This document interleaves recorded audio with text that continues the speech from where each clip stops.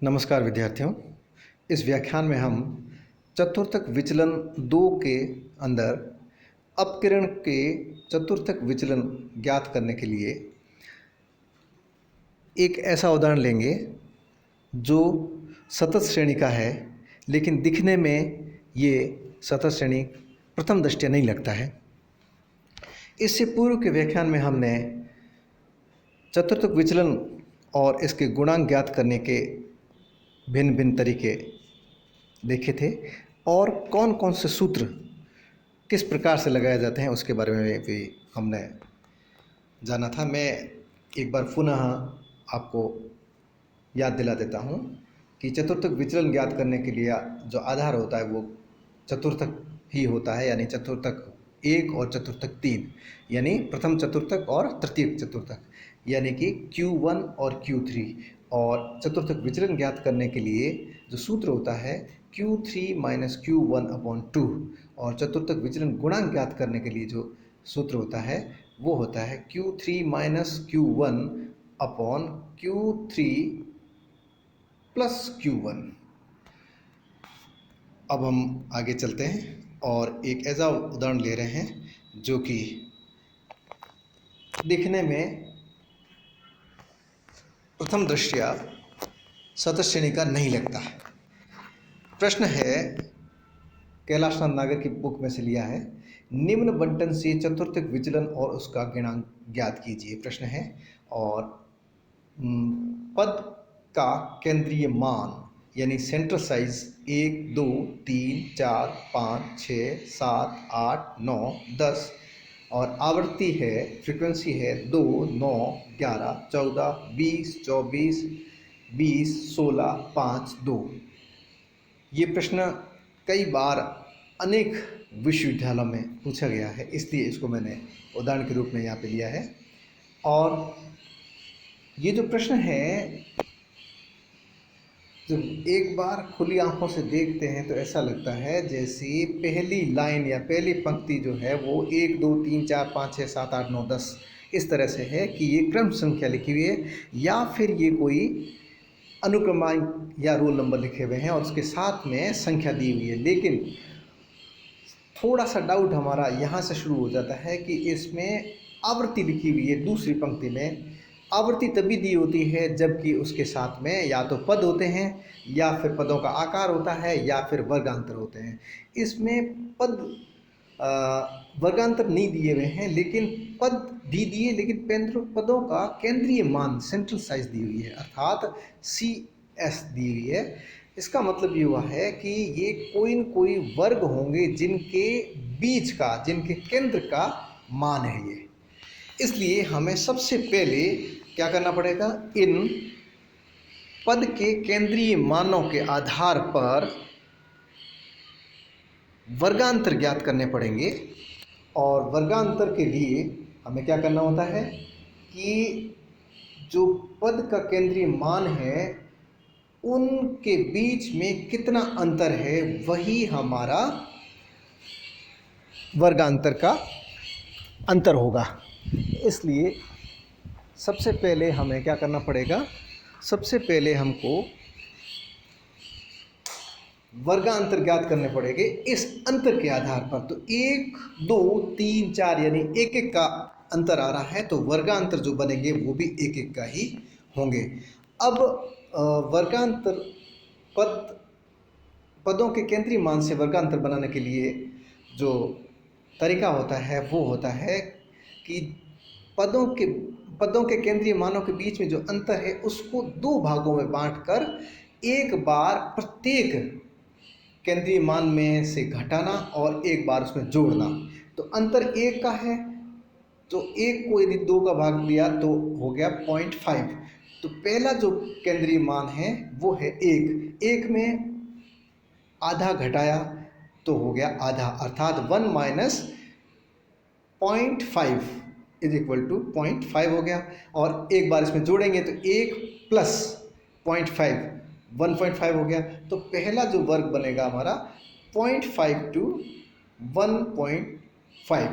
फिर दूसरा जो बनेगा वर्ग वो होगा 2 में से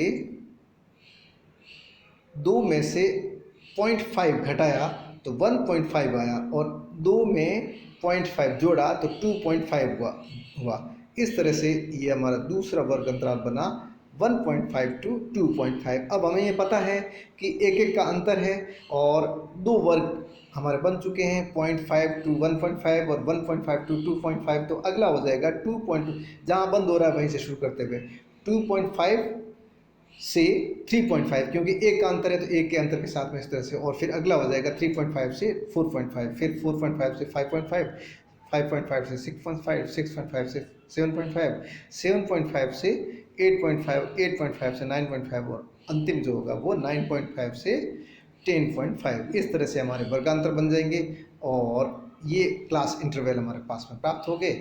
और इनकी आवृत्तियां जो है वो सीधी सीधी दी हुई है, इसलिए कोई दिक्कत नहीं है, जैसा है वैसा ही हम आवृत्तियों को लिख लेंगे। अर्थात हमारा जो पहला स्टेप होगा कि जब भी कभी भी प्रश्न में पद का केंद्रीय मान या केंद्रीय आकार या मध्य मान या मध्य मूल्य दिया हुआ है, तो सबसे पहले वर्गांतर में उसे बदलना और उसके साथ में उसकी आवृत्तियां लिखना।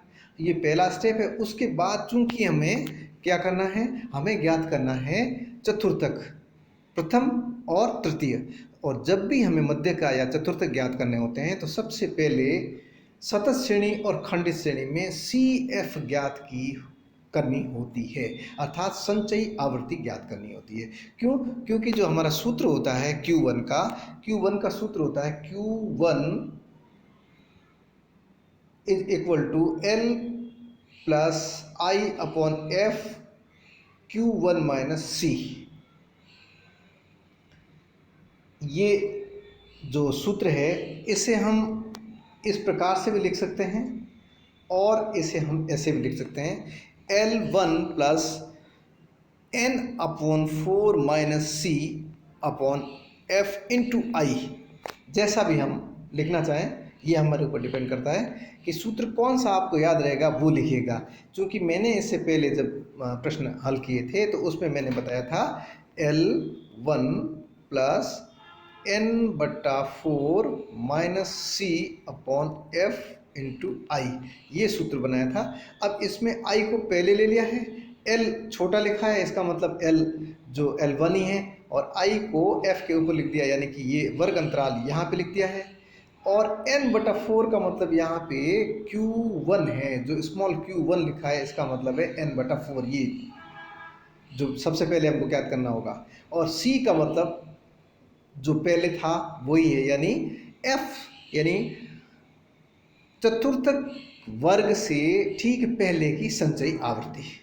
तो इस तरह से हम इसको लिख लेंगे। इसलिए हमें क्या क्या चाहिए, सबसे पहले हमको चाहिए संचयी आवृत्ति ज्ञात करना, और संचयी आवृत्ति हमने यहाँ पे ज्ञात कर ली, और n हमारा ज्ञात कर लिया हमने, जोड़ा तो लास्ट जो CF है वो ही n होगा, तो n बराबर 123।